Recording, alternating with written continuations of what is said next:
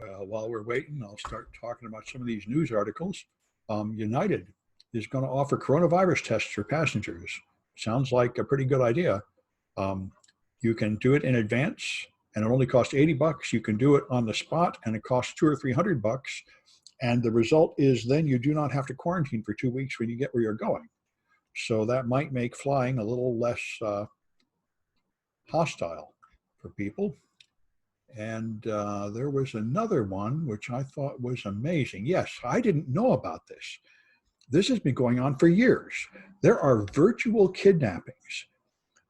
People will send emails to people and fool them, and they will fool one person into thinking that something like they've got your parents in some kind of trouble and you have to get money sent them to free your parents, so you have to pretend to be kidnapped.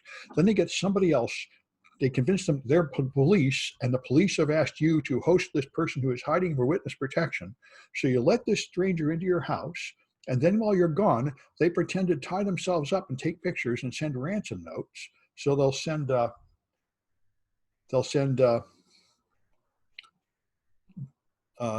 money to someone else. So these kidnappings take place completely remotely with innocent people involved.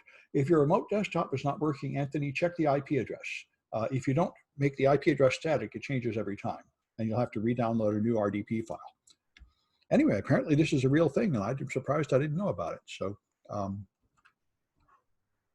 San Francisco has very low COVID rates because we've been very careful here. California as a whole is not doing very well at all, but San Francisco has a very low number of deaths and cases. So our hospitals are not flooded, although I imagine they will be soon with people transported from Southern California and from Sacramento.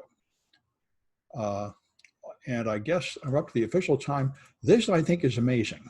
And I highly recommend this thread. This guy wrote a book on fascism. He's a real historian, I think.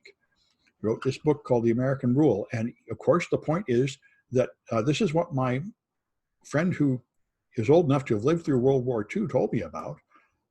Trump is very much like Mussolini, and Mussolini invented this thing called fascism, which is what's happening in America.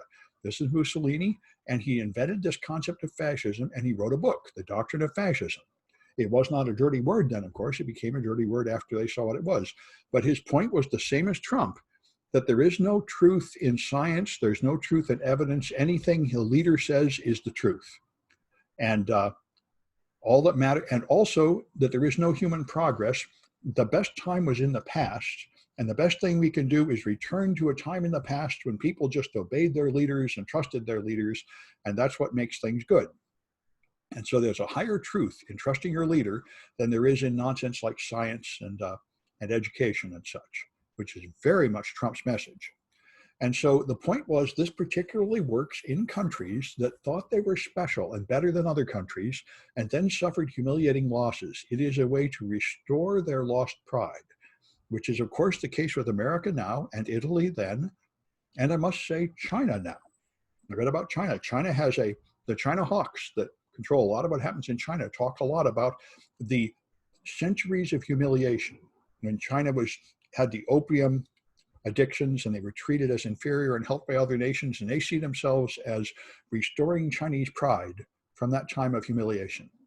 So the Nazis made this thing, the protocols of the elders of Zion, and somehow it is necessary for them to blame all their losses on something. See, now you have to say, since we are superior people, and we are a superior country, how is it that we find ourselves in this humiliating situation? Well, it's the Jews. The Jews stabbed us in the back. That must be what it is. And that way you have somebody to blame it on. So they forged this document of the Jews talking, saying that they do horrible things like kill children and drink their blood. And with Henry Ford, who was decorated by the Nazis, Henry Ford was very much on board with this, and a lot of Americans were at the time. And so that's the arrangement. The German soldiers are being stabbed in the back by the nasty Jews. That was their plan, and it's working here. And as you've seen, the Trump supporters that march with their torches and guns do chant anti-Jewish propaganda and do blame the Jews. And so Adolf Hitler had an alternate reality to follow him. And so this is the point. They tied in religious faiths. Originally, Nazism was considered as part of Christianity. Then later on, he declared that Christianity was not needed anymore and Hitler had replaced Christianity.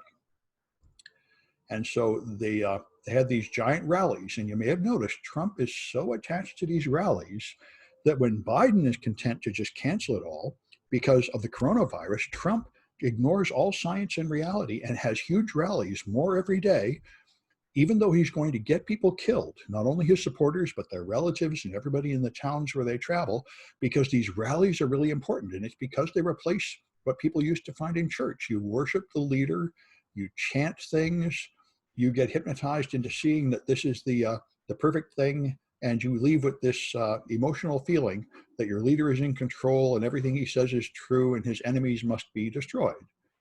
And so they replaced religion in society with fascism, and on it goes. And this is exactly what's happening here.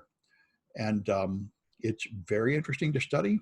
Trump now wants to replace the education system with patriotic education, where he wants to erase any unpleasant things about America. And I know I used to hear this guy on podcasts named Rich Lowry, who's quite smart, and he works for a right-wing magazine of considerable repute, but he suddenly vanished a few months ago. And then I saw his editorial on that page saying there is no racism in America. They're just faking it. And this has now become the right-wing talking point, that there is no systemic racism in America, which is an outrageous thing to say if you have any connection to the truth.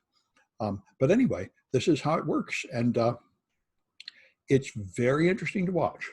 Well, soon I'll be speaking in tongues. Well, that's the new Supreme Court justice. And yeah, she belongs to this religion, which is actually almost identical to the one I grew up in. You know, yep, it involves speaking in tongues and miracle healing and all that stuff. But I don't think that's really important because we got freedom of religion in America. Anyway, yeah, I can help you later, in sure. Anyway, it's very interesting. And we're living through quite a crisis. And so Trump has now decided to change the rules for student visas again. He very much wants to kick out all the international students, just like all other immigrants, including refugees.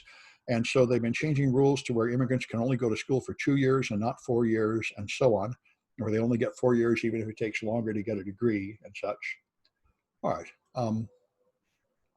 Anyway, so the world is watching us and they are asking the same question we're all asking here. How is it that we who used to be so powerful are now the stupidest, most ignorant, most incompetent nation on earth, with more people dying per capita than anywhere else on earth, and our leaders just lying about it and the people just going along with it? It is very surprising. And they're watching, and people, some of the people I heard interviewed here say it's like watching the fall of the Roman Empire, and it is. We had an empire and we are collapsing for no apparent reason, just out of, this is what I think Jefferson said would happen. He said in about 200 years, this thing will fall apart. So anyway, other people are watching. And one of the big surprises for a lot of them is Africa is doing just fine just because they're not insane. You don't need a lot of money. You don't need an expensive healthcare system. You just need the people to obey reasonable orders from their leaders who will guide them into wearing masks, social distancing, washing their hands, and things like that. It is not that difficult, but it's too much for Americans to do for some reason. And so, by the way, what the Republicans are now planning to, they are currently in meetings in Florida with the Florida state government to see if they can replace the electors with chosen electors who will declare that the state goes to Trump even if he doesn't win the election, which is technically legal, and the Republicans have done it before. They did it in 2000 with George W. Bush, and the only reason why it didn't lead to a constitutional crisis at that time was because Gore gave up in order to prevent the crisis. But it is a possible strategy. This is why, you know, America has not been that much of a democracy. It was a republic where only the rich white landowner male could vote. And then in 1965, we actually became technically a full democracy for the first time with the Voting Rights Act, which actually made sure that everybody would have the legal right to vote. But the southern states greatly resented that and greatly prevented it with huge amounts of voter suppression. But that was held back by the Supreme Court until 2013, when they removed the preventive measures in the Voting Rights Act on the southern states, which all immediately rushed into voter suppression again. So that even though many people in the South and other states, the heartland also, have the legal right to vote, they are in fact denied the actual right to vote. And so the actual period of democracy in America goes from 1965 to 2013, and we're now in the decline of that. And the next election will be a gigantic step, either back towards the path of increasing democracy or in the path of retreating away from democracy. Anyway, and here's another example. This Republican senator has proposed a bill that makes it illegal to count the votes from mail-in voting in advance. All the votes must be counted in a 24 or 48-hour period on election day, even though that is impossible, and he provides no funds to make it true. This is just, more strict voter suppression. They just don't want people to vote. And this is what Trump said openly a couple days ago, more clearly than he ever has before, that he must retain power. The election is a waste of time. There really shouldn't be any ballots. He should just stay in power. He said this before, but he's made more clear than ever that the Republican Party is all with him, that they really shouldn't have elections. Trump should just stay in power. And if they have an election and he loses, that means it's just fake. So it's very important that we vote this time. Maybe the last chance you ever get to vote. Anyway, so I'm going to stop. Well, let's see. How many people want to give presentations today? I have one student that did. Is there anybody else ready to give a presentation? I'm going to stop this.